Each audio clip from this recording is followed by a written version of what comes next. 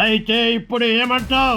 ఇప్పటికే మేం కొట్టిన ఆపరేషన్ సింధూర్తో మీ ఉగ్రవాద స్థావరాలు నుచ్చునుచ్చయ్యాయి. మంచినీళ్లు దొరక్క మీ వాళ్ళు ఏడుస్తూ హాహాకారాలు చేస్తున్నారు. మర్యాదగా మా దేశ సరిహద్దులు దాటి వెనక్కిపోండి. లేకపోతే ఏం చేస్తారు? ఆక్రమిస్తాం. ఇంకా మా వాళ్లకు శిక్షణ ఇస్తాం. మీ దేశాన్ని ఆక్రమిస్తూనే ఉంటాం. మీరు ఏం చేయలేరు. అణిగి అణిగి ఉన్న ఆగ్రహం పెను తుఫానులా చెలరేగుతుంది. భారత్ ను ఆక్రమించాలన్న మీ అత్యాశలు అంతమవుతాయి.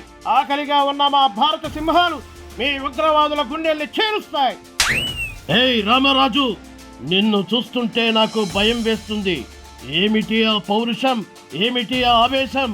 ఏమిటి ఆ దేశభక్తి? మేం మంచిగా శాంతిగా ఎలా ఉంటామో మమ్మల్ని రెచ్చగొడితే హింసకు ప్రతిహింస చేస్తాం. మా భారతీయులంతా ఏకమై మీ ముఖాల కాండ్రించి ఉమ్మేస్తే ఆ ఉమ్ములో కొట్టుకుపోతుందిరా మీ దేశం. మా దేశ ప్రజలంతా భారత్ మాతాకి జై అంటే ఆ శబ్దానికి ప్రపంచమే దద్దరిల్లిపోతుంది.